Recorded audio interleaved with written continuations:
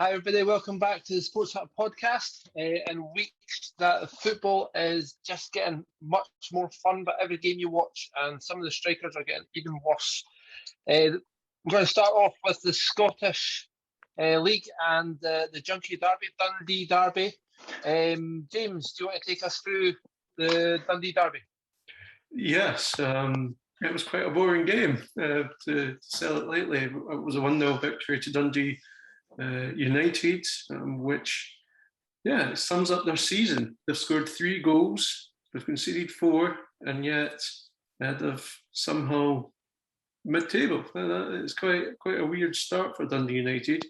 Dundee, on the other hand, have 0 wins, conceding a lot of goals, but they've got Lee Griffiths, Jason Cummings up front, so you expect the goals to come anytime soon. Gavin, did you watch the game? I managed to catch little bits of it in the first 20 minutes or so, and then the majority of the second half. But as you said, nothing special. I was quite surprised when I came back from being out and saw it was still 0-0. A few moments here and there, Dundee always looked the favourites in the second half, towards the back end of the game. A few opportunities for Dundee, but nothing too special. You're saying Griffiths and that's going to score some goals, but they need to get a partnership. I don't think one or the other in terms of a single striker is going to do anything special, especially in the competition that they've got in the league.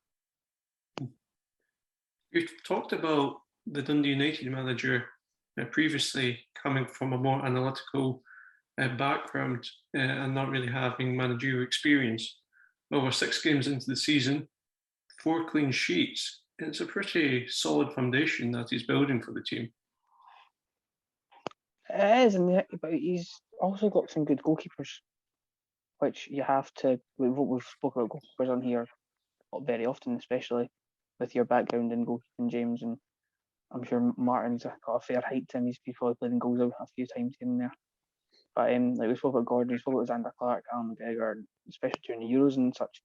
But they do have good goalkeepers. And if I remember correctly, James, you wanted Seagrass to sign for Celtic during the summer. So they do have that at the back of them. They have good quality keepers in terms of, I'm sure he came through West Ham's academy, or he played for West Ham at one point anyway. So they're coming from a good stock. So it's to be expected that they can pull out a few saves that will win them points at the end of the day. Mm-hmm. And Martin, the other side of the city, other side of the street, in case of Dundee, they've got 0 wins in the 6 games. Is it time to start panicking for James McPeak? I think it's always time to start panicking if you're coming around the teats like that. They've got players within their squad. I would expect them to sort of start putting something together at some point. I like McGowan, Griffiths. But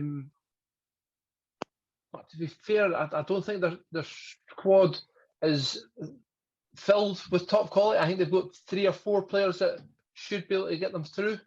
Griffiths is definitely an acquisition that's been a good one. Do they not have Killian Sheridan as well? They do. Aye. Fontaine came off the bench today as well. See all these has-beens that played for green teams. Cummins has been fair enough. I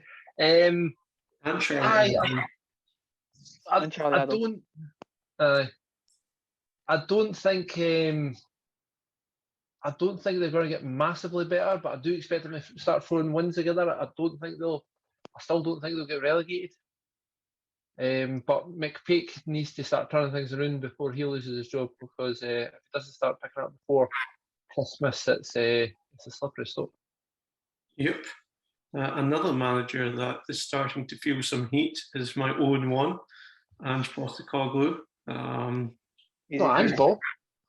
Ange Ball, I know. At home, we're scintillating. Away is another word that begins with S.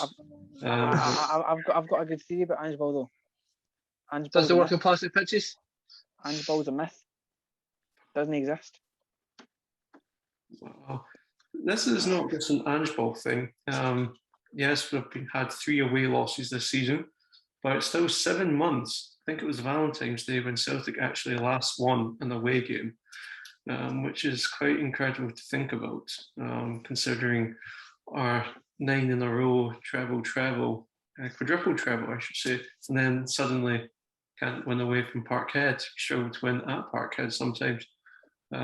Ange said today that we just weren't aggressive enough, and he said that the front line were terrible. Pretty strong words for your own manager to say, even though they're... Aye. Who was your front line today? We had Jota on the left, Abada on the right, and Ayeti up front. So all his signings. No, Ayeti's not. Ayeti wasn't. Ayeti's not. No, and I'm also thinking he's saying Roderick Turnbull was part of that. As well, because Turnbull was not great. Roderick, too many touches. And then James McCarthy, who is his signing. Well, Dermot Desmond signing, but anyway. I think looking at the stats in the game, I've just pulled them up quickly. 79% possession on the game. Expected goals of less than 1 against Livingston. Big chances, 0. Yep. Look at James's face, it just sums it up. So Well, Total shots, 16. if this was a Neil Lennon performance, the fans would be going mental. Because it was, as you said, created nothing. There was no plan B. Livingston sat deep, which they're entitled to do with a dry plastic pitch, which we do before. Let's not get mine started. So we should have adapted to it. Even though plastic pitches should be banned for the good of Scottish football. Yep. But the notion of, we signed a Greek striker for 2 and a bit million, who was the top goal scorer in Holland's top league last season. Apparently he's not even match fit for the bench. I was like, surely you can play for 20 minutes if your job is to try and win balls in the centre of the park with your head. I mean, where are you thinking it's still needing improvement, James? I mean, he's brought a lot of players in. Right wing, left wing, right back. But he brought the players in. I mean, apart from Ralston, Welsh, there's depth in the team in other places. So let me go. Joe Hart is a stopgap signing. We need to improve with him for Ange's system. Juranovic right back, he's quite good. Carter Vickers, I'm not overly impressed with him before he joined Celtic. We saw in midweek against Real Betis his weaknesses. Kyle Starfelt, he's growing into the game, I must say, but he's still not great. Left back today we had Balling goalie. There's a throwback. He's still playing for you. Yeah, first game he played all season. COVID general himself. But yeah, usually that would be Greg Taylor. Are we saying that Greg Taylor's Celtic quality? He tries hard, but not for me. And today, James McCarthy played in the middle. Doesn't suit Ange's system. Imagine going away from home in Europe with Tom Roderick as your pressing midfielder. He's a good player, but you wouldn't say pressing or fitness is his strength. So we need another central midfielder or 2. Kyogo injured, James Forrest injured, Jota's not played first team football and now playing 90 minutes in a week. So no wonder he's ineffective. So we have was there any good points in there? So what? The good point for Celtic was the fact that Craig Sibbald was also injured for Livingston, and if he was playing, it would have been a couple of extra goals, I think. Well, thanks to Joe Hart that it wasn't a couple of extra goals. It could have been 2-3-0 easily. But it was a big rebuild. We did bring a lot of players in. We did lose a lot of players. The squad depth isn't there, which I said last week. We're not in a position to win the league with that midfield.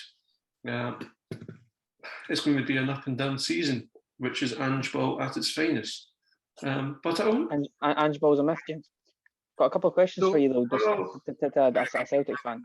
Yes. So, in terms of from your European performance midweek, how far do you think that you will go in Europe with the way that your current form, the way you're currently playing?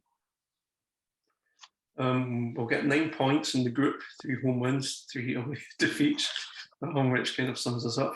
Leverkusen is going to be quite tough. 3 home wins. Betis, Leverkusen, and Fernerkabos, or however they're I'll pronounced. give you 3 points against them. So I make it 3 points overall. Well, we went toe-to-toe with Real Betis with half our team out. What was the final score? 4-3 to them. After that 89th minute third goal to use? Well, yes, but it's within the 90 minutes. That's usually permitted. Usually not for Celtic. It's just, I'll just write that one off. But anyway, so you're saying 9 points. I don't think you'll get 9 points. I think if we're being generous, we'll say 6. Right, yeah, you're okay with that? We'll say 6. Which means Conference League. Maybe we score at a push. Yeah, Conference League. A run in the Conference League, maybe. We'll see. That's what I'm saying. Conference League, football after Europe, but in this new competition, which my other team's part of. Let's not go there just now. We'll get there. We'll get there. My other question for you though is, you said when he was appointed that it was going to be a long-term. People have got to buy into the plan. We know that you have obviously backed him and said this is what he likes to do. This is how he's going to do it. You've seen positives. You've also seen negatives in the way that they're playing. Mentioned the squad depth and such. But from a Celtic fan perspective, what is the thoughts on the way Ange's results have been, as well as this mythological Ange ball that everyone's ranting and raving about and saying it's the best thing before the season started? James, you were fucking going at it, going, Ange ball's the best thing, so much pro-pressing, so attacking, we're going to score lots of goals. Yeah, you're sitting 6th. Yes, and what was the results? Haven't been good enough away from home. But name 3 tougher away games in the SPFL. Hearts away at night, Tynecastle. Livingston's not a massively hard away. You're putting Livingston in with the 3 toughest. No, so let me say this. From a Celtic perspective, Celtic have not won away to Livingston since February 2007. I know they've been relegated for part of that time, but we've never been able to win. Ever since it's went to a plastic pitch, we can't win at Livingston. It's one of those places for Celtic. It's a psychological block. Wait until you come up against Falkirk. Well, Falkirk, as Martin pointed out numerous times, Hamilton had a plastic pitch. We were fine there. It's just the Tony Macaroni Stadium we have a mental block with. Is it not the Tony Macaroni Arena? Arena, I don't care. We don't win there. Why should I remember the name of the stadium? But it's not a stadium, it's an arena. I don't care. There's a shopping mall next to it. But that thing, it's a psychological block. So away to Ibrox with no Celtic fans there, away to Hearts on a Saturday night when they first came back since promotion, and then away to our psychological block stadium. So it was a tough away start for Ange. But the home games, well, it's not the toughest of opponents, have been scintillating, bar the last one, which was only 3-0. So I'm still got confidence in the process. It's going to be an up and down season, but it's going to take time. Trust in Ange ball. That wasn't the question, though. First of all, Ange ball's a myth. Second of all, it's an arena, not a stadium. My question was, what is the general Celtic fan? My fellow fans, I'm not going to claim to speak for them.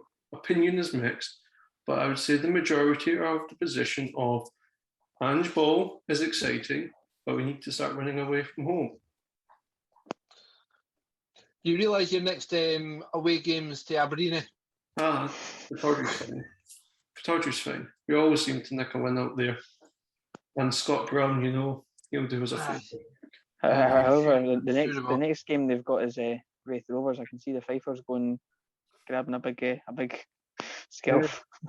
But I think it's also fair to give some credit to Livingston. They've not had the best of starts to the season, 1 point in their 5 games. But David Martintrow's team played a very low defensive block, took their chance when it came, and then didn't really give anything away. Surely that's what. Wait a minute. They had a pass success rate of 56%. That's worse than Shahan at Simmons. Only just, mind you, but it is. Okay, so you're saying it was pure Celtic rather than good Livingston? I'm saying that Celtic, because they've got a new manager who's maybe not got to the gist of the league, and Celtic are the only team that's full of this. Hibs have been full of this for years. They haven't got a plan B to cope with a team that's just going to sit back and not let them get shots in, have 10, 11 players behind the ball, and make it hard for Celtic to break through. And I don't think Celtic have got a plan B for that. Ange Ball doesn't work against it. Ange Ball works fine against your better teams, because obviously it worked fine at Ibrox, didn't it? No, wait, no, didn't. It worked brilliantly at Tynecastle. Well, that's another team sitting by 11 men behind the ball. You can't say that. It's difficult for teams to be broken down, and Livingston are always going to do that against most of the teams in the league, because Livingston are one of the worst teams in the league, player for player, and with a 56% pass rate and 102 accurate passes over the course of 90 minutes is it's not great. Yep. Well, things aren't that good at Celtic. We'll just finish it with that. Let's go over to the city, to Ibrox. It was Championship Flag Day there, even though the league started 6 games ago. They went top of the league, but it was the first time that Rangers have dropped points at home since March 2020. Whilst the top of the league, it's not been the same Rangers this season, hasn't it? Isn't it not ironic that the last time that they dropped points at home was the start of lockdown, and now that lockdown's coming to an end, they've dropped more points at... What fucking hell. Sorry, the cat just leapt from the windowsill. Yeah.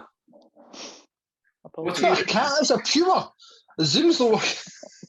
What are you indicating, Gavin? Okay, I'm sorry, I've only got one eye, and that look, I wasn't sure if it was big or far away. What I'm indicating with that, James, is that Rangers cannot play in front of their own fans, or a stadium full of their own fans. I think that there's something to that, to be fair. I think the Rangers fans are very vocal. Disrespectful. When things aren't going right, they're completely... Has anybody been to Ibrox at the weekend? Nope, don't ever want to go. I have. Will not be going again. Would not insist on anybody else going. Not somewhere to take your children. I don't want to go to Parkhead either, to be honest. And everything else. But to be fair, I think the Rangers home fans, as soon as things aren't quite going their way, do get on top of the team. I've seen it a couple of times this season, maybe not as much as seasons gone past, but it puts a lot of pressure on the players on the pitch and doesn't really help. Another thing, it's not only the players that feel the wrath of fans at Ibrox, because Chris Sutton and Neil Lennon were barred from Ibrox on Thursday because they were, and I quote, a security risk. I'm waiting for the backlash of this. That's basically telling somebody they cannot go to their work because of what you wouldn't say as far as the religion, but because of the team that they played for. Affiliation. The affiliation with an opposing team. That's just not right. And I know Rangers have done it in the past with a lot of people because they think they're better than they are. But I hope BT Sports and UEFA come right down on that, because BT Sports have paid a lot of money to cover the story, and they had to throw together a last minute with, was it Petrov? Yeah. And that was in London. They had to throw that together last minute. So that's just a shit. That's just pulling shit on yourself. I don't understand why they've no gave any prior notice of it, prior warning. There was a joke doing the rounds on Celtic Twitter saying that Celtic were planning and doing a retaliation and banning anyone with Rangers affiliation to Parkhead. But then the plan got scrapped because they realised there wouldn't be any referees for the games. True story. True story. But yeah, moving on to the other team in that game. Oh, but before we go on to Motherwell, we have to mention Rangers getting a draw. They're top of the league. Well done to them. That'll we'll keep Ian Milne off of our comments and moan at us for not mentioning anything positive about Rangers. Pricks. Hi, Ian. Yes. Hi, Ian. Hope you're well. But yeah, the other team, Motherwell, absolutely rubbish according to Martin. But if they nicked another goal, if they nicked another goal, they would have been top of the league. How can you explain this one? I think the league's just where it is. I mean, I think with Rangers and Celtic doing as well, Celtic especially doing as poorly, our Rangers dropping points a lot more than they had. The two Edinburgh teams will both argue that they should probably be top today. Both argue? Another pish. Well, and again, it's another team that's just going to sit behind the ball. Big Van, the man up front, just sort of throwing himself about. No a football player in his life, just a big huddy. And Tony Watt, still trying to make a living out of football when he should have retired when he was 19. And Stephen O'Donnell still trying to cross his fucking legs, never mind a ball into the box. Breathe. So Gavin, what do you think about Martin's assessment about Motherwell? No one expects them to be where they are. No one expects them to be there at the end of the season, I don't think. Are they going to get relegated? No. Yeah. One of us, I wouldn't be holding that one against you, Martin. With the confidence that you said it with. As you're taking notes every single week. Yeah. But I want to know how many points they have to get before Martin says they're not getting relegated. Yeah. We'll be sitting here and they'll be on like 40 points sitting second and they're getting relegated. Getting relegated. Those about talking about relegation. Ross County, and they're thereabouts as a threat. But the interesting thing from the Ross County Hearts game, which finished 2-2, Malky Mackay said this after the game, and hold your feelings back, Martin, because I was shocked when I read this as well. He said, "I'm really pleased we went toe-to-toe with one of the best sides in the league." What? What the fuck? It was Malky Mackay, so take it with a pinch of salt. He's probably away to fucking... I'm not saying it. I'm better than that. Martin, say it. I dare you. No, Martin. Temperance is a virtue. Martin, shite what bag a fucking prick that man is. Martin, shite bag, you didn't say it. So Gavin, you're one of the best sides in the league according to Malky Mackay. Your manager, Robbie Nielsen, said, "In possession, we were outstanding at times, but you drew the game." Yes. What happened? We didn't finish our chances the exact same as last week. The exact same story that happens every time we play these mid to low tier bottom of the league teams who we can't fucking seem to finish our dinner against. We had something like 16 shots for the second game running, majority of them on target. Just can't finish. We've a couple of defensive errors again cost us. Blair Spittle, I've said for a while he's a good player. Still think he's a very good player, a lot better than Ross County quality. Scored the 2 goals, but on the grand scheme of things, they weren't. I think there was a couple more shots there that were a wee bit threatening, but we just didn't finish. Mackay Stephen had a brilliant game, very creative again. Missed a couple of opportunities. We had the big Nang Dooley up front with Boyce in conjunction. Boyce was a bit more of a free role, and he had both of them had a couple of opportunities that he should have scored as well.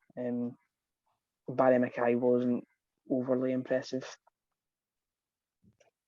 Benny Bannigan Which- had a probably quietest game since he signed for us, which was a bit unfortunate because he's been our best player this season, I'd say. And when you don't have Michael Smith, you're always going to struggle defensively. And the other thing from the game, I didn't watch it, but I was watching Gillette Soccer Saturday, as you do, with Jeff and the boys and the guests. I think you have to say nowadays. But the 1-0 to Hearts, Liam Boyce scores the opening goal of the game. I go and pour myself a drink. I come back and it's one each. 1-1, yep. I was like, was that just complacency from the goal? Or I think it was getting themselves set back up again. And to be fair, there wasn't, from watching the highlights, there wasn't much on. And Spittle was like it more hit and hope, and it went through bodies. Gordon seen it late. However, the equalising goal from Kingsley was a spectacular free kick. And towards the end, where the boys had one that hit the side net and narrowly wide, that probably should have won it. That's for a Hearts fan. I was going to swear there. I don't want to swear. I'm going to keep my emotions in check. For a Hearts fan, it's been frustrating the past couple of games because that's 6 points in the last 2 weeks we should have had that we haven't had, and it is even more frustrating that we're against these teams that we should be beating at the bottom of the league, and it happens every single season where we should be winning against teams who are down there scrapping relegation, and we aren't winning them. well, hopefully you'll get some points against Motherwell when you play them. Well, we've got Livingston next week, so I was hoping that you would have done us a favour and lowered down motivation and morale even more, but you didn't. So I'm a wee bit gutted about that. Or maybe they'll get complacent now. Martin, 4 points, that's them safe from relegation. No? Martin, I'm going to ask you a yes/no question. Do you agree with Malky Mackay's assessment of Hearts? No. Okay. Okay. There was a time that you thought Malky Mackay knew what he was talking about with football, but I'm then gonna again, I can't think of interject. when that time was. I'm going to interject, Martin. See if Malky Mackay turned around and said, currently, added the word currently in there in terms of on current form, would you agree with Malky Mackay? On current form, still no. Okay. We should have bet you last week. Shut the fuck up. Oh, But you didn't. We're going to go to the Hibs St Mirren game. So we're going to start with Jim Goodwin's assessment of the game, Martin, and he said, Right. What did Jim Goodwin say? I've not heard this either. He said, I think that was an extremely soft penalty. It's extremely difficult for me to say because I didn't see the penalty. But So that means he was right. It was a soft penalty. But knowing Jim Goodwin as I do, I reckon that he's talking pish. So, as your manager, when he said, I don't think we played well enough to deserve the win. I think when you're conceding an 88th minute goal, you're not going to. You don't deserve to win games. I think we need to keep a bit tight at the back. Nisbet's not scored again, but we've got a couple of goals in the game. Still waiting for players to come back. From what I've heard of the game that I didn't see, Scott Allen came off the bench and was the best player in the park when he came on. Jack Ross, for some reason, doesn't want to play him. Tried to get rid of him during the transfer window as well. Jake Doyle-Hayes has, again, played extremely well for Hibs. But defensive mistakes, I mean, that's the games that we've dropped points on. Dundee, Hearts, and game at the weekend there. Taking the Hearts game out of it. Dundee game, 2-2 draw that we should have won. A game that if we were winning in the 86th, 87th minute and conceding an 88th minute goal, a game we should have won, and that's an extra 4 points. And we're sort of well ahead in the league, and that's the reason why Hibs aren't capable of any sort of title challenge. Losing too many points to not good teams. It's fair enough saying, okay, you've got a derby, or you've got Celtic and Rangers, or even I'd throw Aberdeen in that, even though they're pissed now. but it's dropping points against a lower league opposition is the reason why a lot of the teams can't challenge Rangers and Celtic. And that's the thing that needs to change. That's the mentality. I'm quite happy with Hibs' performances against Hearts, Rangers, Celtic, picking it up points. You go good teams and then you go derbies along with it. They're the points you need to pick up. This is a long way to say that you're not good enough to put a title challenge together. Aye, pretty much. Yes. But Martin, do you not think that Hearts and Hibs have the same issues? It's areas we need to work on to get there, and it's not just Hibs. As Gavin says, Hearts are in that issue. Aberdeen are in that issue. You're losing games that you shouldn't be mainly because you look at what I said earlier about Livingston sitting with 10 men behind the ball. It's extremely difficult to break that down. And then they're able, because you're trying to push too much into them, they're hitting you in the counter-attacks. And the better teams do struggle against lesser teams because of it. And we need a plan B to get through that. And without resorting to some big hurry up front that you're just going to pump it up to. Ooh. But Martin, do you not think that that's, like you're saying about Hearts and Hibs, are the same sort of issues there? If you look at it in more depth, okay, just try and get one more bite out of you, saying teams that you've dropped points against, teams we've dropped points against is Aberdeen, yourselves, and Ross County, a bit harder than your little issues. But if you look at Aberdeen, Dundee. Have you seen Aberdeen this season? Have you seen yours this season? Should have played last week. Second top of the league. If you look at the games yesterday, so both Edinburgh teams had 17 shots. Yep. Both of them. Hibs had 2 shots on target, which was your 2 goals. Hearts had 5 shots on target. Does it come down to more of a thing of they need to start finishing off the chances in order to beat these teams who are, as James said, with Livingston, they're more resilient, and as we said before, they always play up for the bigger games. Everyone always tries to do the best of the bigger games. I think that it comes down to a finishing aspect more than just. It's to me, it's more build-up play, because you can say the shots on target as much as you want, but the big chances or the expect. I'm just trying to scan down to see what Hibs' expected goals was. Or 1.7 something. 2.25. 2.29 against 1.2 the other team, St Mirren. I should really learn their name, considering we keep taking their players. So it's not just shots. I think that there are certain teams that will take shots from everywhere on the pitch, and just in the hope that somebody will fumble one in. Not Celtic, because Christie's not here anymore. Yeah, but it's actually creating good chances. And chances that are able to be finished. And I think Hibs are a bit better than that. They should be. They are creating chances. Shots are gone wide from those chances, which is fair enough to a degree.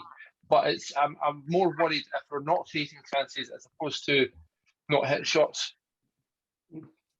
The final game of the SPFL weekend was Aberdeen V St Johnston. Aberdeen made a wee bit of history by becoming the first team to get booed off the pitch this season. Well, what is going wrong in Aberdeen? Scott Brown.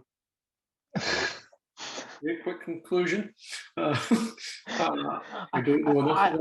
Fair enough, Nick. What's the next subject now? Well, the next subject is just pointing out that man of the match, according to the BBC, was a certain Efe Ambrose. I keep getting surprised at Aberdeen's results. Last week I got surprised at Aberdeen's loss. This week I've been surprised at Aberdeen's loss. I don't know if I should now expect it. Well, they're playing Celtic in 2 weeks, so no, you shouldn't expect. The next match in the Premiership is St Mirren. Should I expect St Mirren to beat Aberdeen? Yes, I'd say so, actually. St Mirren are put better performances than Aberdeen have.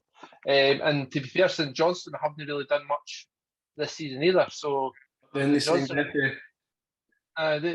hope that maybe it'll be a change for them. But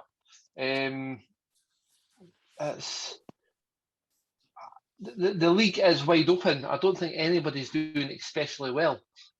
Aberdeen, St Johnston aren't what you expected them to be this season. You expected Aberdeen to be again pushing Rangers and Celtic, maybe not competing but pushing them. You expected St Johnston to maybe take that wee step up from where they were, and after the first 6 games, they simply haven't. That's what happens when you sell Ali McCann and Jason Kerr, both of whom should have went to Celtic, but that's beside the point. And to be fair, again, we'll go back on the expected goals of the Aberdeen St Johnston game. St Johnston's expected goals was 0.36, and they won the game. Is Graham Potter the manager?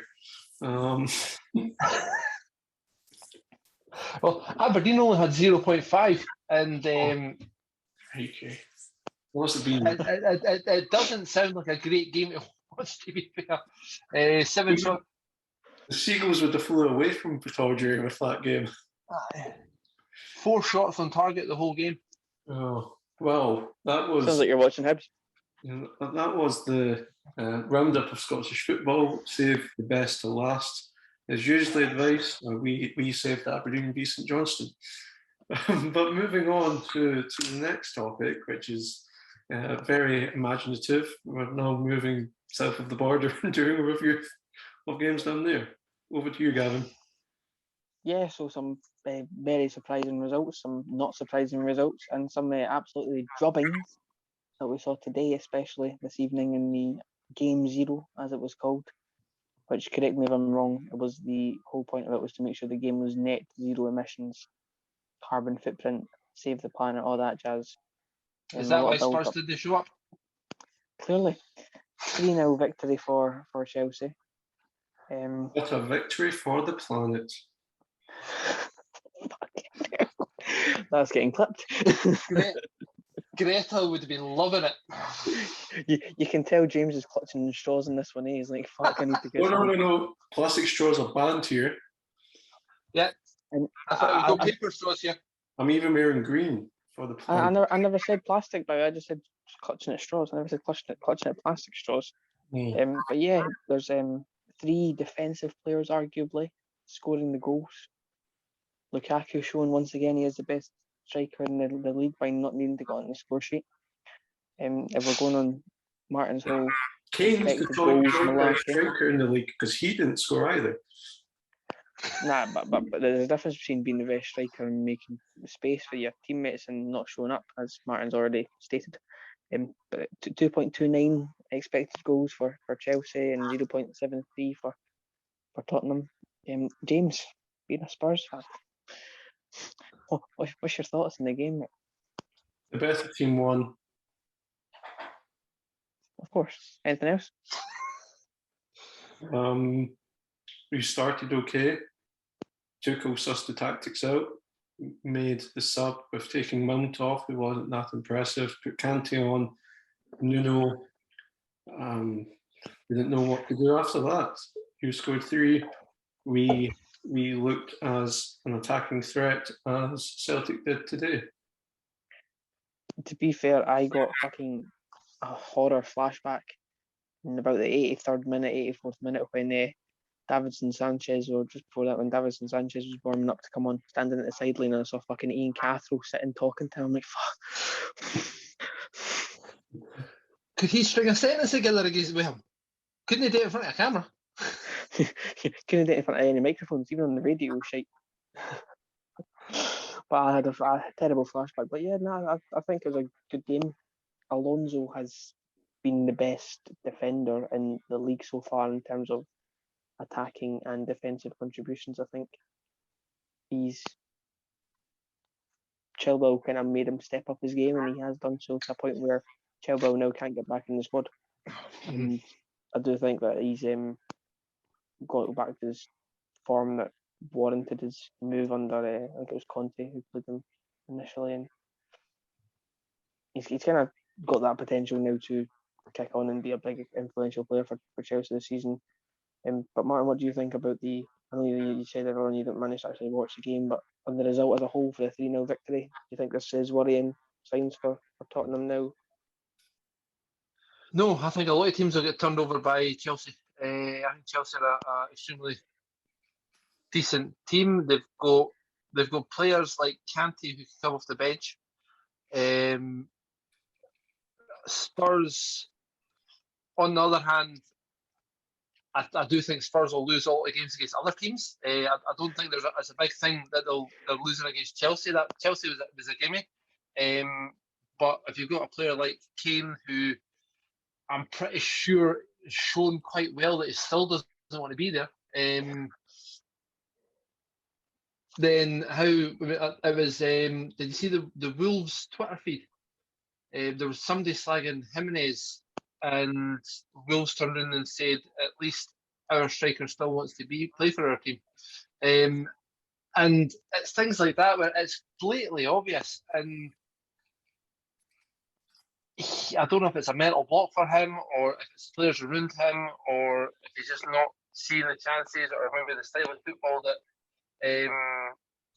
the new manager's brought in isn't suiting what he does. He likes to drop deep and get involved and try to get in the box, but he's just not done it.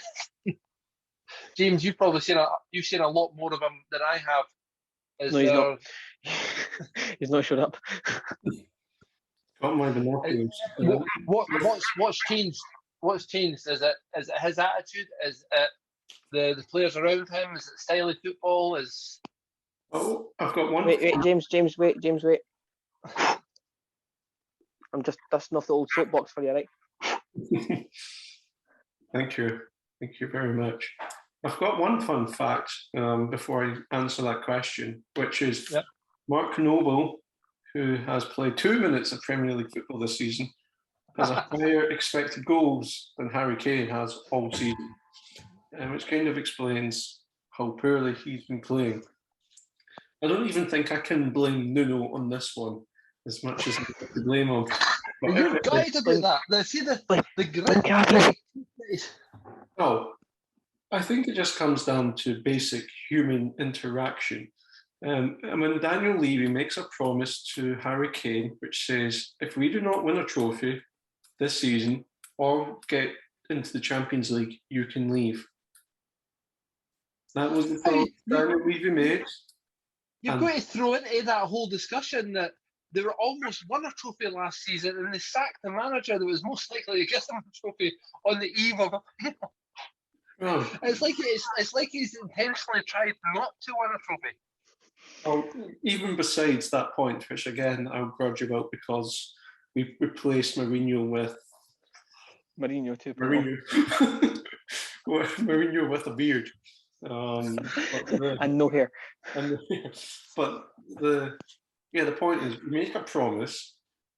Human relationships are built on trust. That trust is broken when Man City offers something like 120 or £1 million, and you say, no, you're not leaving. So, of course, he's not motivated to join, or not to join, but motivated to play for Tottenham because that fundamental trust has been broken. Now, that lies at the feet of Daniel Levy. And look at my other team with Odsonne Edouard. We promised that he could leave after 9 in a row season. We get bids of reported £30 million, turning it back because we're going for the 10. And then he spends 18 months of really doing nothing. Did become top goal scorer in the league, which says a lot about the league's standard, but compared to his previous standard, he did nothing. So that lies at the feet of Daniel Levy. Today's performance and not being able to respond to Tuchel's change falls at the feet of Nuno. Was not good enough to be Tottenham manager. I said it from the beginning. Even after 3 games, when we're top of the league after 3 wins, everyone was saying, "Oh, James, you've called it wrongly. Tottenham are going to be great under Nuno." I was like, just wait.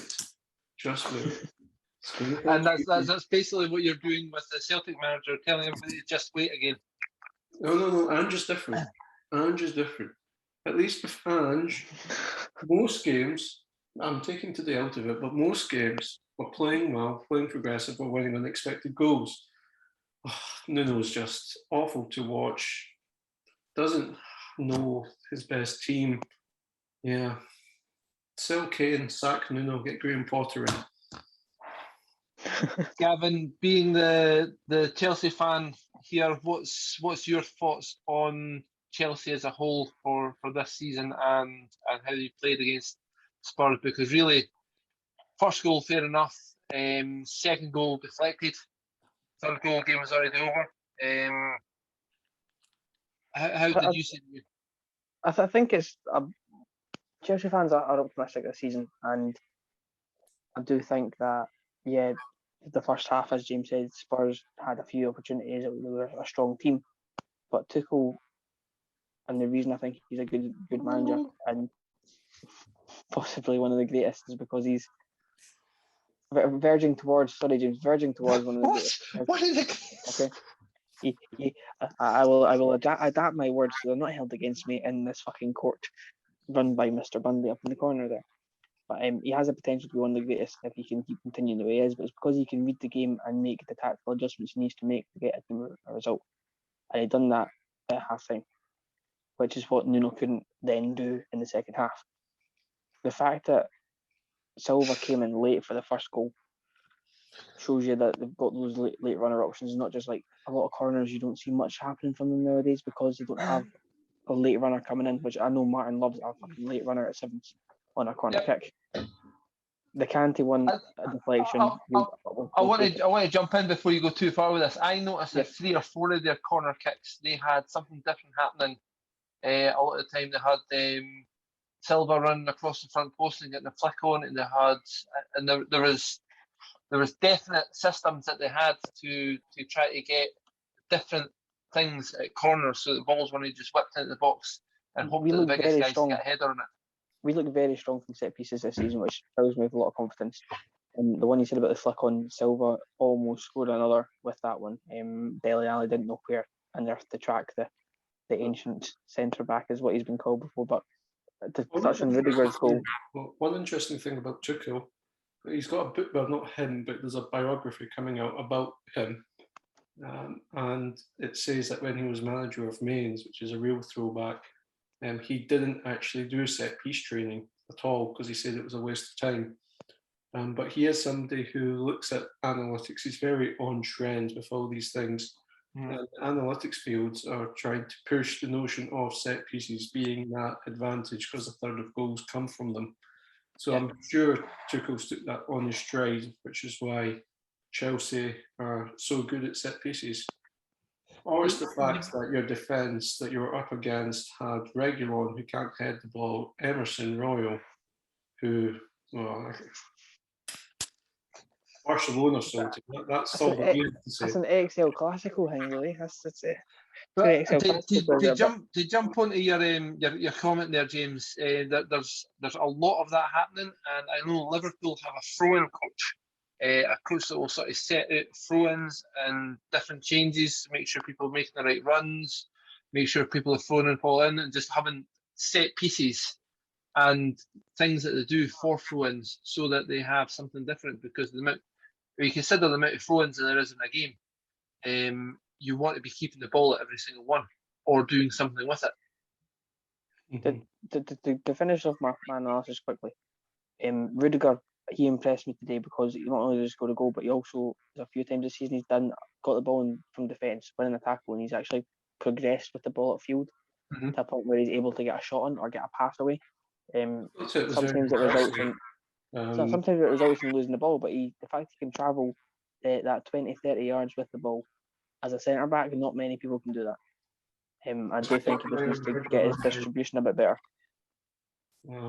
But no, I thought Rudiger was impressive because not only did he carry the ball, it was the pace that he carried it. It was very direct, very to the point. And I was like, I couldn't run that fast if I had Harry Kane in my pocket. My last point I want to make, though, is, well, James, first of all, it's mines, not mains.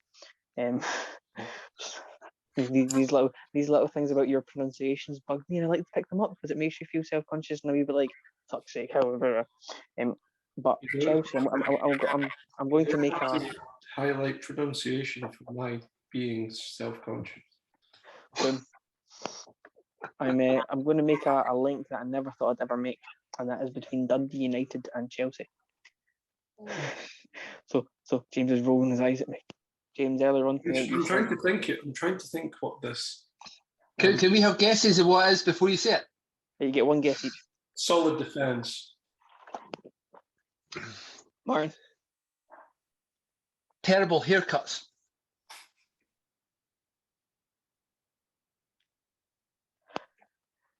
I'll ignore him. Yeah, James, the solid defence. You said earlier on tonight about Dundee United's solid defence, and I'm going to pick up on Chelsea's. So that they've conceded one goal this season, and it's from the penalty spot.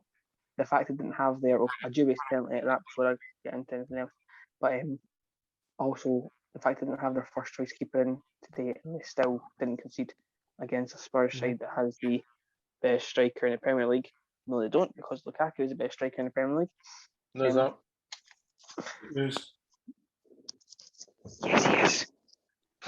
So it's one of those things that is undoubtedly going to help us out in the coming season. However, you also look at Liverpool are the same. But we'll move on to the other games. We'll start off on Friday with other games in the Premier League. If everyone's okay to move on to the other games, and we're going to start with James because James's favourite team was playing. Newcastle at home to Leeds. 1-1 draw. James, did you watch the game? I fell asleep. Did you manage to stay awake? No, I fell asleep. That'd be harsh to Leeds. Leeds tried to play football, kind of forced Newcastle out their shell. It was boring. But, yeah, I'm going to make the case for Joe Linton being the best Premier League striker. Well, to be fair, did you see that Newcastle and Manchester United had one of the biggest viewings that there's ever been in any games? That's the Joe Linton effect. Joe Linton effect. It is the Joe Linton effect. I can imagine £40 million to get those 4 or 5 passes. What a bargain. Well, see the move, right? We'll have a look at some of Joe Linton's stats from the game. I'm going to line up to click on him to see what he's done.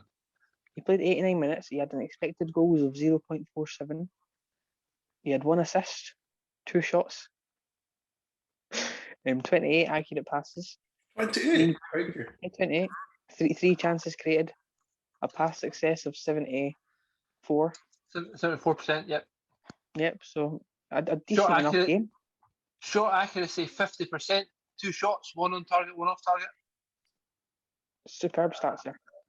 That's why he's the best in the league. But arguably the 2 most exciting players on that pitch scored the 2 goals in Alan Saint-Maximin and Rafinha. I don't think that's a disrespect to anyone else who played. I'm going to say Bamford had a couple of good chances. Yeah, I mean, in terms of the most exciting players on the pitch, the ones to watch. Didn't Rafinha nutmeg someone? He might have nutmegged somebody. Like that's important in football. He scored Martin. Cross, which is always good to see. But Rodrigo for Leeds played well. Yeah. The man of the match. Rodrigo. I thought that's a very good way to round it off. We'll round it off on a high. James, well done. And we'll go on to Saturday's games. We'll start with the team that Martin likes to follow. The late kickoff from last night's games in Aston Villa beating Everton 3-0. James, did you think this is a thing for Everton fans to worry about under Benitez? Because I know we spoke about the managerial changes. I want to bring it back to that, and I'm sure you were one of the ones who were saying that he wouldn't be there come the end of the season. No, Agent Rafa is doing his job well. So it's imagine you've came over, became Everton manager. You're not very popular to begin with because you're obviously famous for winning the Champions League with their the biggest rivals. But Everton had a disjointed squad to begin with, and they've had no money to spend. They've brought in Townsend, Gray, who's actually been okay thus far. Mm-hmm. What's his name? Rondon, who's famous for playing for the mighty Newcastle United. Under Benitez. Aye. It's like the one inspiring song. And Dal Yang Ying Fang. Yes, and how could I forget? And Begovic as well, who obviously played because Pickford wasn't there. Yeah, you watched them, they had an okay start to the season, but again, they're just not exciting to watch. Squads all over the place. I don't think Agent Rafa's got long. With having someone like... Sorry, Martin, you go.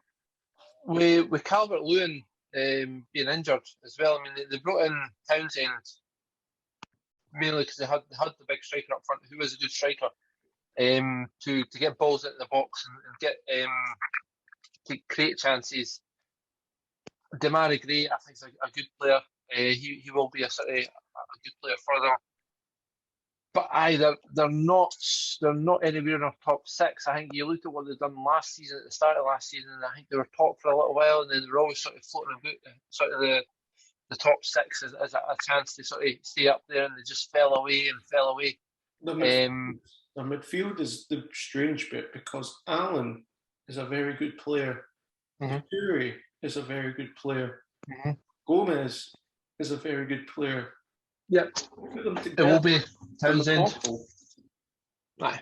They play one good game out of 5.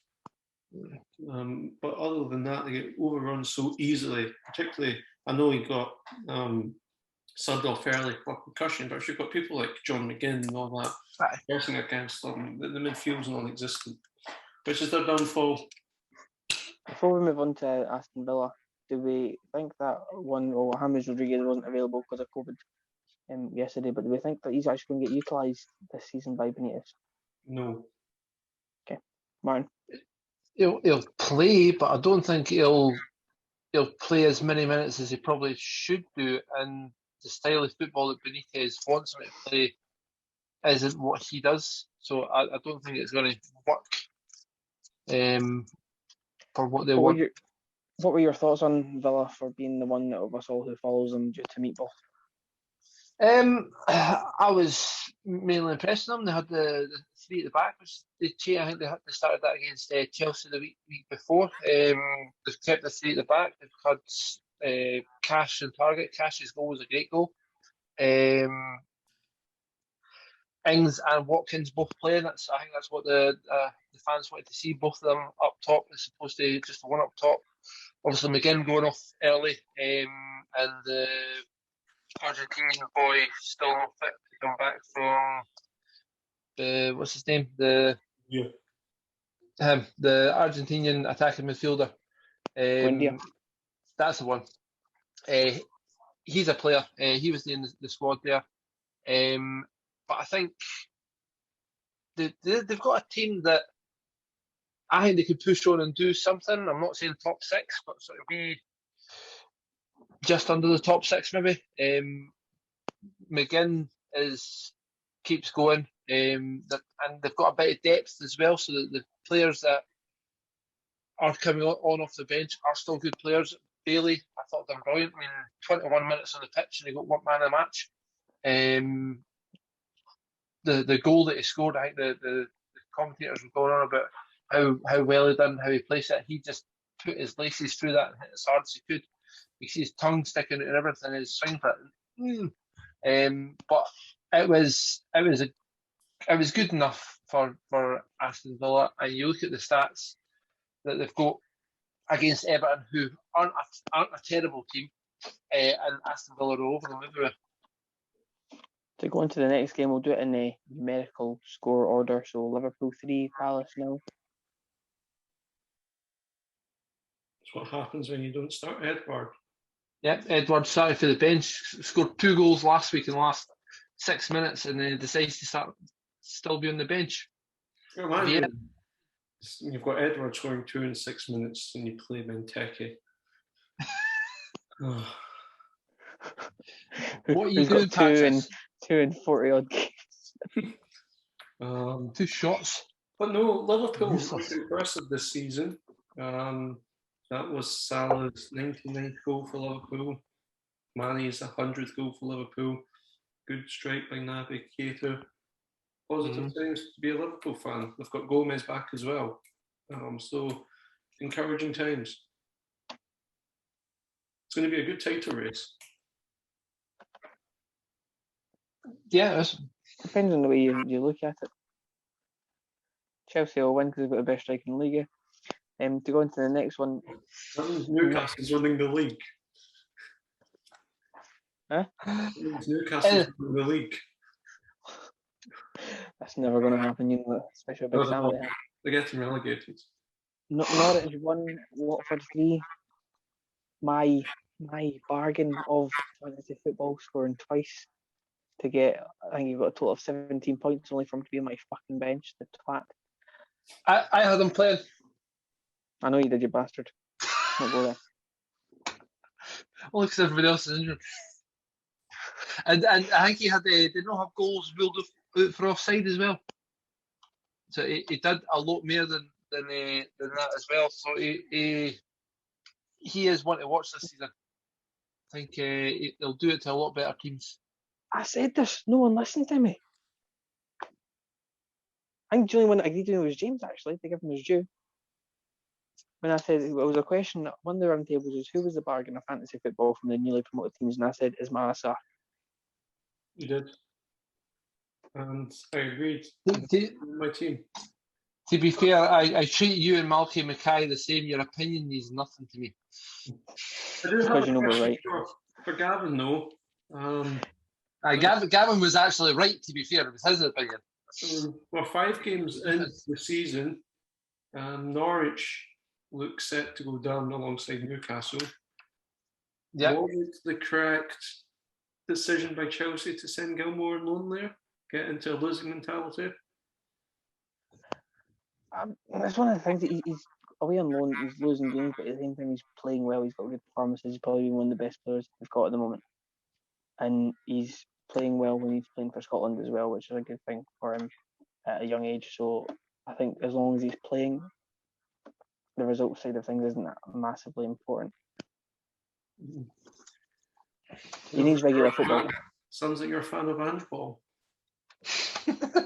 A myth. What are you talking about? And we'll go into the next game. Wolves 0, Brentford 2. Should Nuno have stayed at Wolves because they're fucking crumbling? No. Wolves are crumbling while he was there. Wolves have actually played very well this season up to the final third. I don't know. They're over-reliant on Jimenez, who's obviously coming back from a very bad injury. So that's going to take time for him. Fabio Silva didn't look the part last season. He's very young. That's not a criticism. Yeah, I think so. He looks like possibly one for the future, but I think he's too young to actually tell. Yeah. But the thing is, Wolves now have a big wang, don't they? Wolves have a big wang. Oh, yes. Martin's trying not to make innuendos. But yeah. That's his name, isn't it? I've got his name right, haven't I? How big is Wang? Wang? Yeah, it's Wang. It's 25. Yeah, how big is Wang? Unfortunately, the app doesn't tell me his height. If someone can find out his height and comment it, then let us know, yes. So, well, somebody's going to say 6 inches. Wolves are enjoyable to watch. Yes. But despite Wang, they don't have a final product. So the big difference between the two teams. Big Wang can he finish? So what's the point of having a big Wang if you can't finish? The big difference I felt was still Tony. Do we think that Brentford will push for European positions? No. Thought I'd ask. Brentford are a club that I've got a lot of time for, as people know who watch the podcast. Hi, Ian. Here goes James and his Potter expected goals right in 2.0 fucking orgasm. Brentford's recruitment was one for teams to replicate. So I hope they do well. And Tony did well, but with the butcher's pronunciation, so Gavin, be ready to correct me. Membueo? And when I don't even and Bueno. him. I Yeah. Brian didn't even Bueno. care who you were talking about. I've got the Neither teams did in I. front of me. I'm sitting here going, wait, who was that? He looked a good player. Very, very smart. One for the fantasy football bargain. He was linked with a big move to West Ham, I'm sure, before Ben Rama went, and two of them were linked. That's a good joke. Big move, West Ham. Well, and I meant monetary value. I didn't mean in terms of club stature. okay. I mean, looking at the stats of that game, goals were all of them, apart from the expected goals. They seem to have the knack of, and I think Brentford has more tackle wins and more things like that. Brentford just seem to hit on the counter and have more chances, have better chances. But that's typical Adama Traore. He's got no end product. Oh, has he? No. They hit the bar though, didn't he? He did. It was a good strike, but obviously hit the bar, so it doesn't count. Aye. Okay. Anything else on that game? I had Ivan Toney on my fantasy football team too. He was my first sub, and Pep, thank goodness, didn't play Torres. Fuck you. So moving on to the next game. Burnley 0, Arsenal 1. Arsenal potentially not going to be relegated this season. A decent free kick from Odegaard scored the goal. So basically, they scored a goal at a set piece against Burnley. They've turned into Burnley. Brexit football. Brexit football. With the Norwegian player who's also not in the EU. Arteta out, Potter in. Scotland Unite. Even though they don't never exist, so there's no. Save James Potter. James Potter? That's not James Potter. Don't know why I said Harry James Potter. No, not Harry Potter. Harry That's Potter's the James guard. Potter's son. If Graham Potter gets the Arsenal job, I think we would see a meltdown from James. Oh, aye. Totally. We would have That'd to be pick up the awesome. pieces.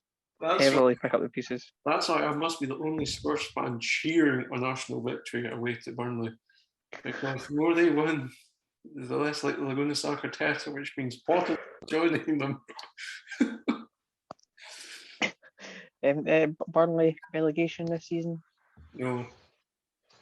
No, they've always done enough in their tank. I do not understand why teams that are looking for managers don't get in Sean Dyche. I think Dyche just signed a new contract. I was going to say my next question. Sean Dyche just signed a new contract. Will he still be there at the end of the season? Yes. Yes.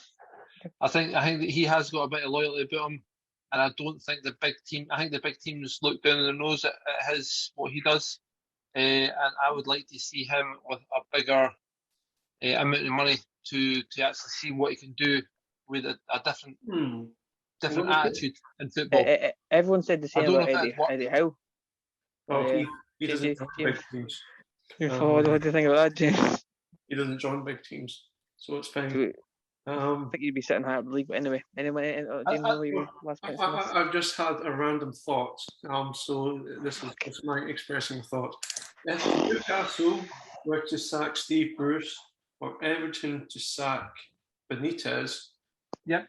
Sean Dyche to stable the club, get them there. I think that's as high as Sean Dyche would get from Burnley. I don't think he'd go any higher. Sean Dyche at Newcastle would be perfect because him and his husky tones would fit in brilliantly with Newcastle. Just imagine all the Geordies kicking about with their squeaky wee voices. He's sort of gargling gravel. And he would be playing to Joe Linton's strengths. We might get 4 goals a season. Incredible. Anyway, moving on. Best striker in the league. The final game, Lukaku. We're talking about Lukaku again. Final game on Saturday. I'm not going to talk about. We'll leave that one just now.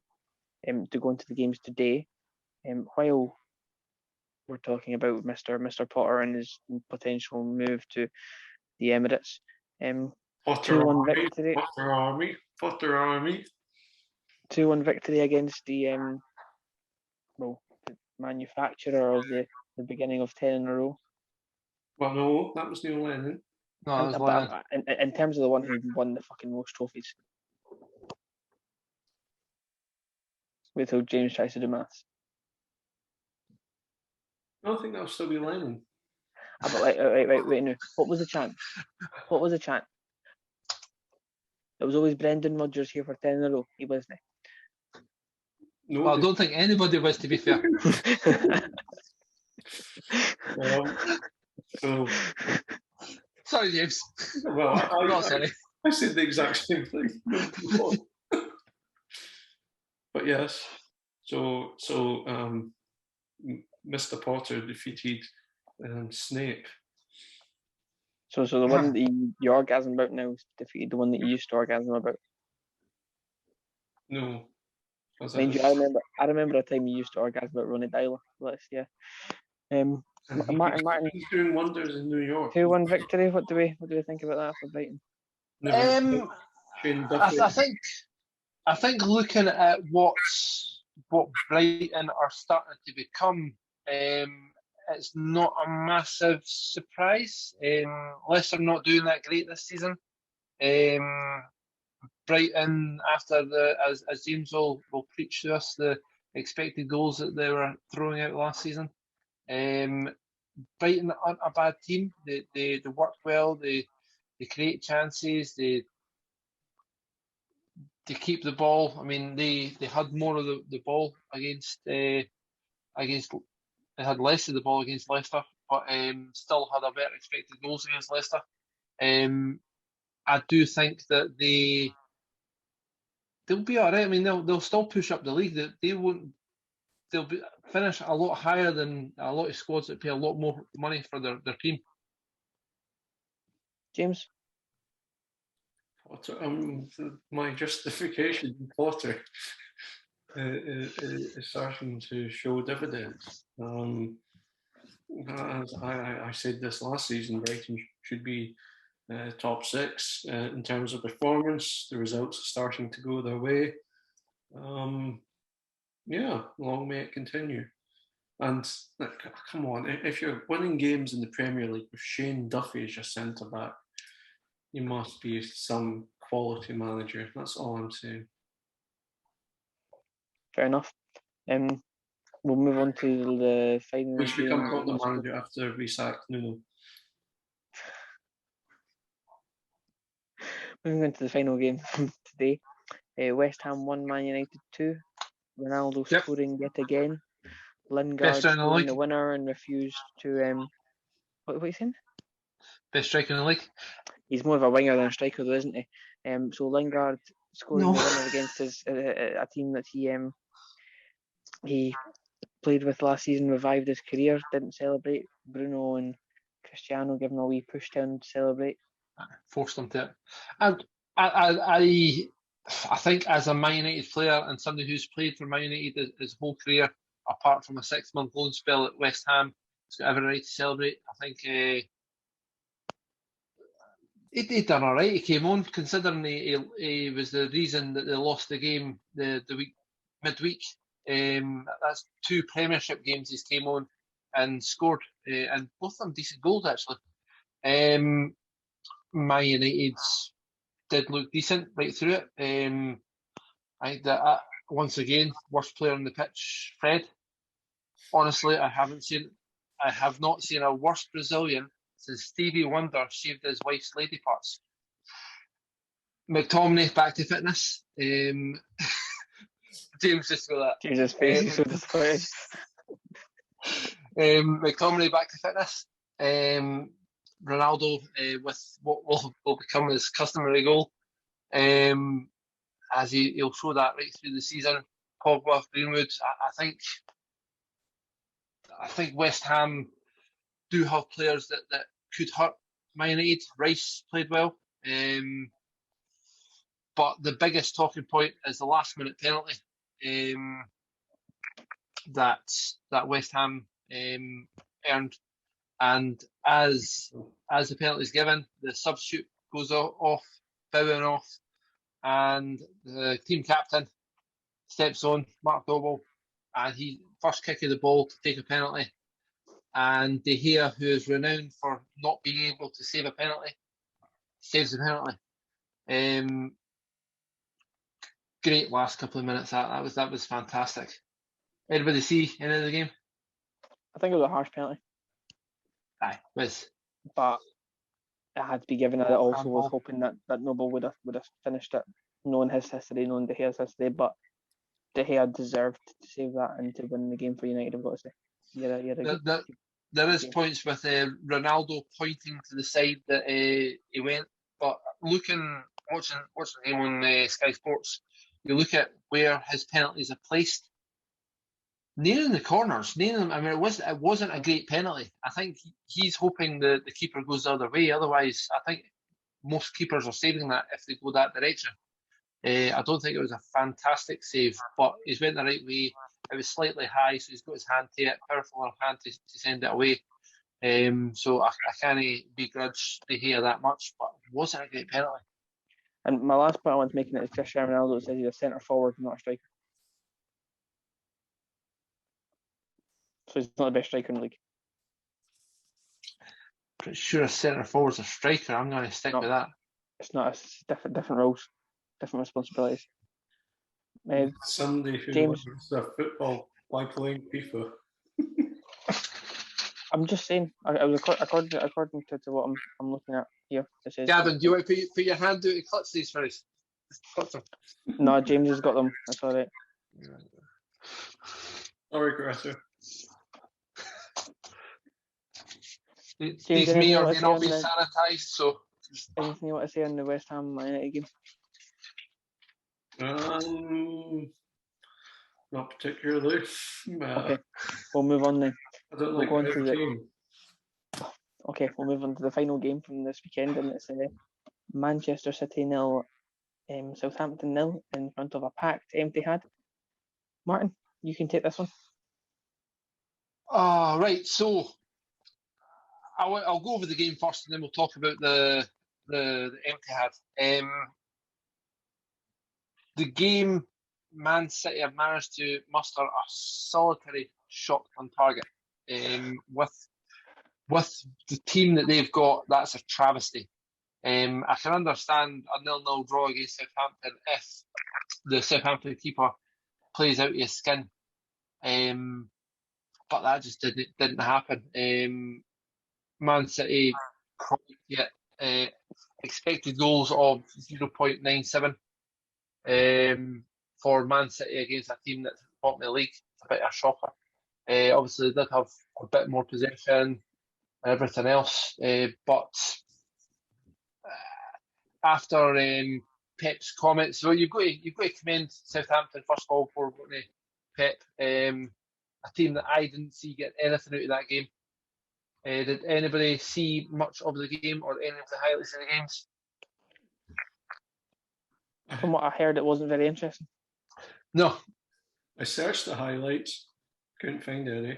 Couldn't find any, no. The VAR decision with Kyle Walker was the highlight of the game. Yeah.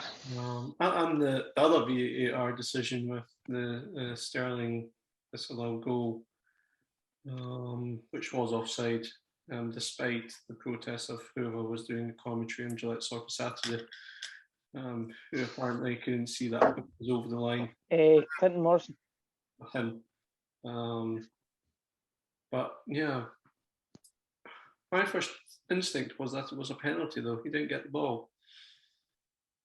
But I had a Man City defender, so I'm not complaining. Got me 6 points. Yeah, I had Grealish in my team this week, and I think I will be taking him out of my team. He's the only, I say him and Goodwin are the only Man City players to start every game in the Premier League this season. Yeah, so which is Goodwin got me a lot of points last season when I brought him in. He is saving, or he is not a victim of the Pep roulette. Yet. I say that he's going to be dropped in the next game. Oh, definitely. But talking about Pep, Pep called out the Man City fans who answered in their drones by still not showing up. Is it right for a manager to start calling out fans and ask them to come to the games to support the team? Gavin, do you think he should be sort of encouraging the fans? Is that his role as a salesman to make his It's probably not his role. I wouldn't say it's his role, but I do think that if he feels aggrieved by the fact that there's not enough fans and there's not enough atmosphere, then yes, he has a right to turn around and say, we need a bit more from the fans. I would say that I wouldn't say that his job is to say, we need to get the fans in the stadium. But yeah, I've got a thing with this, right? Man City, a few years ago, got pumped 8-2, 8-0 by Middlesbrough. Man City are not a big team. They were bought by Qatar, and they were made into a big. It wasn't. It's different country. Him as well. Couldn't hear. All the same place. Sorry to any viewers from the Middle East. Qatar is not the same country as United Arab Emirates. Do you know what the difference is? I really couldn't care. They're all oil rich and they want to spend a lot of money on football. Qatar doesn't show the Flintstones, but Abu Dhabi do. Look at mine like that one. So they haven't generated the fans through youth. I mean, most of the fans weren't fans all their life. Most of the fans have decided to be fans because they're winning stuff. It's a difficult one to entice fans to it when there isn't real fans. I mean, I think there was a comment from Man City, one of the Man City fan groups saying that places like Liverpool and Man United get 4,000 tourists getting tickets for Old Trafford and Liverpool. I don't think Man City are that far different. Have you got any points on this, James? I think Abu Dhabi should buy over Cadbury's chocolate, and we could have a ticket competition called Pep Guardiola's Football and his Football Factory. And within chocolate bars, there's tickets for Man City games. I think Roald Dahl might copyright this somehow. Can you make that against West Ham? Because then you see the fucking West Ham hardcore showing up with the daggers and that. There's all these bunch of tourists going, oh gee. But then another idea is, rather than spending £120 million for Harry Kane, 20,000 Tottenham fans for £120 million. It might be a good deal. That might work. James, couple of coaches up from the north of London. James is going to get an email from the marketing team from Man City in the morning. Oh, I'm trying to be creative of ways to fill the stadium. The fans don't exist. To do a start thing. Etihad, you get 2 free tickets for the Etihad. I'm going to do a normal James, what James normally does, and pull up the stats. Okay, so in the Premier League, I believe this season thus far, they are they have the 12th highest total percentage of stadium capacity in terms of filling. They are above Tottenham. 12th list. They're above Tottenham. They're also. I've got to recall that comment about 120 million for Tottenham fans. We obviously need them. So they're above you Tottenham. You need them more than they do. They've got a nice big stadium that they can't fill. Do you know who's got the most in terms of the total percentage of stadium filled to capacity? Brentford. Percentage of stadiums. It's going to be like Brentford or Watford or something. Nope. Maybe Newcastle. Newcastle are always pretty full. Nope. Brighton. Nope. West Ham. Their average attendance this season in the Olympic Stadium. Their average attendance this season is 59,736 of their 60,000 capacity stadium. Total percentage of 99.6% full, as opposed to Manchester City, whose their total percentage is 94.3%. Who's bottom of the list? Well, as of this, there's only 17 teams on it. I'm guessing. What teams aren't on it? The home game. So, Selhurst Park is bottom of this list at this current point in time. Obviously, they need Ted Lasso as manager. Obviously. That would make a difference. Would. But no, that's what I'm thinking. I'm trying to think of marketing techniques for Man City. Free Oasis album for every visitor. I've already got one. Go to the game, or we'll get Rangers to play in your friendly. Destroy Manchester in the process. 2.0. Yep.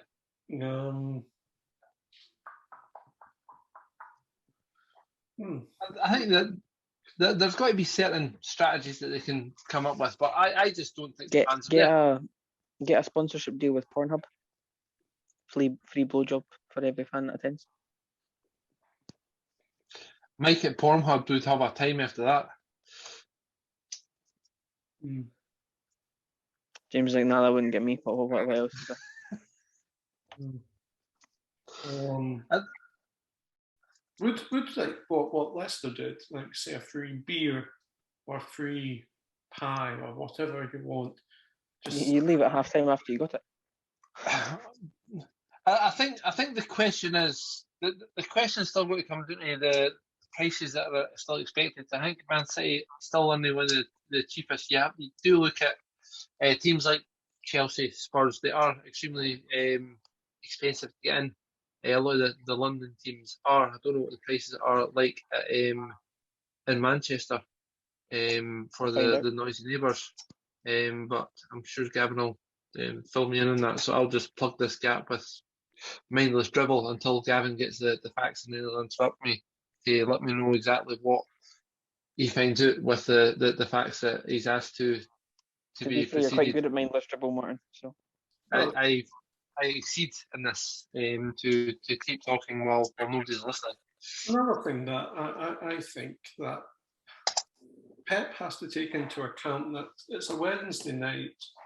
People have not had, well, not everyone, but a lot of people has had their work impacted by COVID. Yeah. Is the last thing they want to do is spend £50 odd, I'm presuming, just for the ticket for a game. When the game's on telly. Yeah. I probably know. So the upcoming game against Wycombe midweek, the tickets are available from £12.50. But then you go to the Premier League game, the next one that tickets are available for is the home game against Burnley, and tickets are from £50. For the Champions League game, the next Champions League game, not the next one, the one on 3rd November, the match tickets are not yet available, but I'm assuming that will be more than £50 per Champions League game. It's trying to line pockets of clubs that are trying to spend a lot of money on players when football was created for the fans. Football was created by fans, really, and I think that to take out the side of the fans that haven't got as much money, which is usually the more hardcore side, without being a bit derogatory towards any other class. I think it's difficult to then call them out and say, right, it's £50 a game every 2 weeks, and it's not the only expense to get to the game, but your train fares and stuff there, especially when you're playing Champions League midweek every second week. It's a bit much by the manager who stays in his mansion, drives his Bentley, to expect fans to be doing that week in, week out. Especially when you produce the one shot on target against Southampton. And to not sound like Bob too much, I think it also touches into the wider economics of football, which is stadium revenue for the big clubs isn't really that important. No. It is the sponsorship deals, it is the money getting. We keep doing this and talking about how much better the German league is. It's not expensive to get a season ticket or go to a German game, but it's stupidly expensive to go in England. Yes. But again, it just proves that stadium revenue isn't what it used to be in terms of football finances. It's why Arsenal are struggling. It's why Tottenham are starting to go down a similar path. even though Graham Potter would have solved it. If I am a Chelsea fan, and I'm not, but I would be worried about potentially spending £1 billion on the redevelopment of Stamford Bridge. I'd prefer rolling Abramovich's money than into the team rather than into the stadium.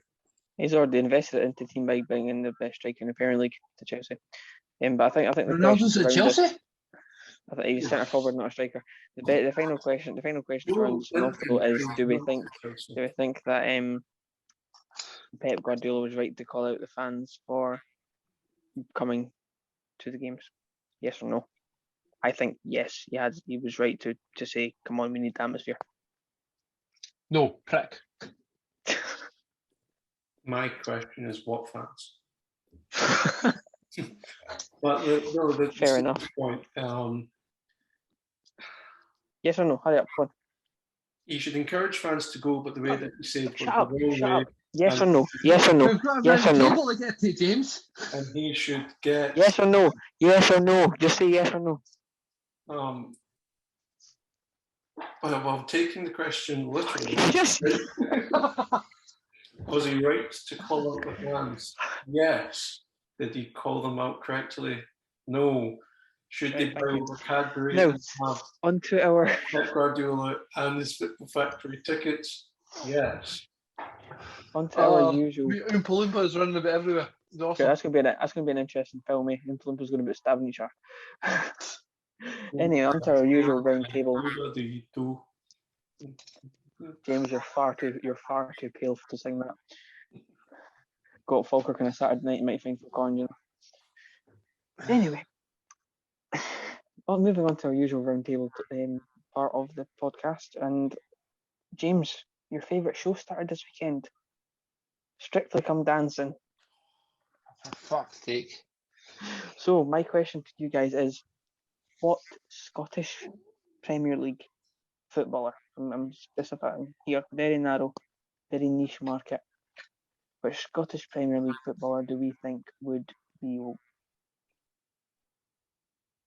well received or do well on Strictly?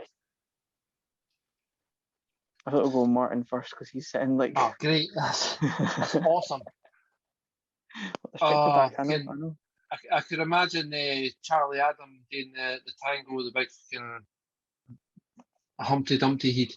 I reckon.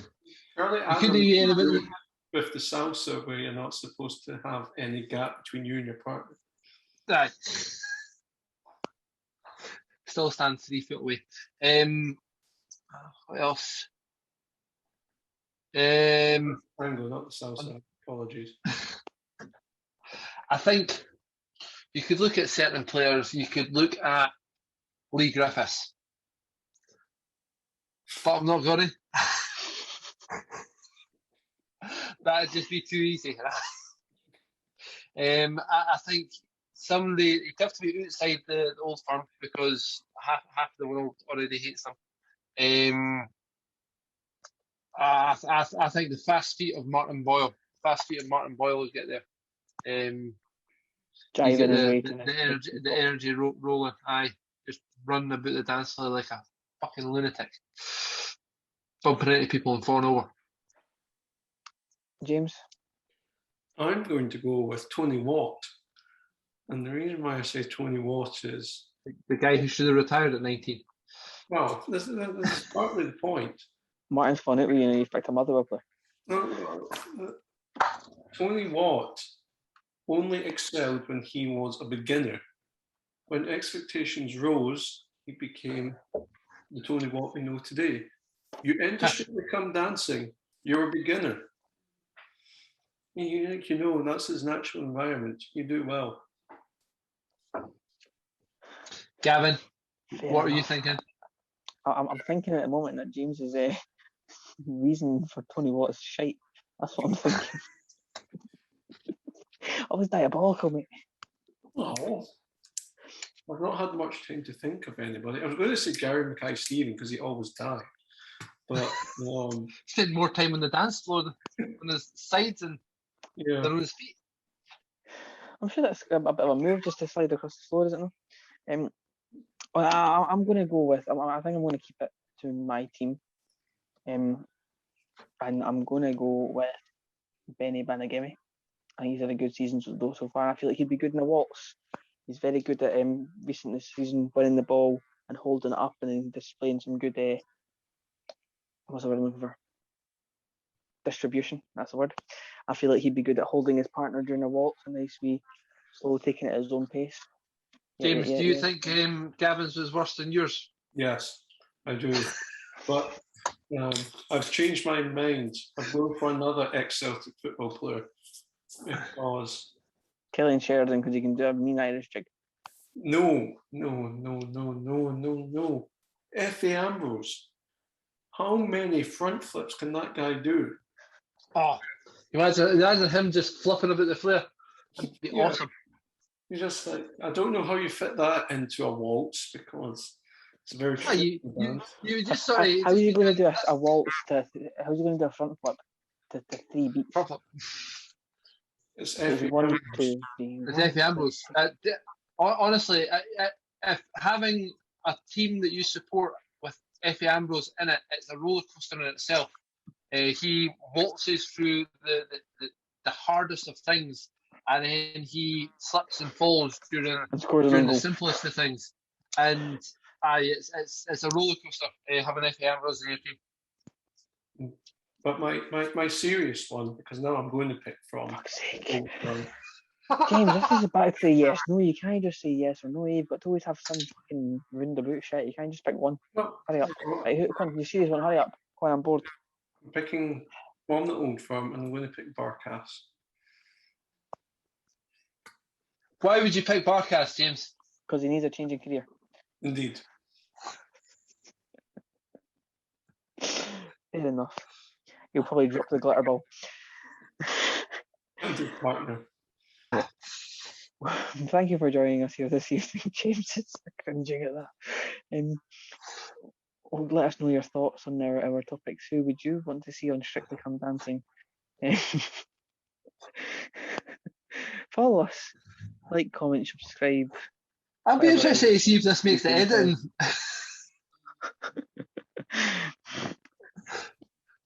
What's our podcast?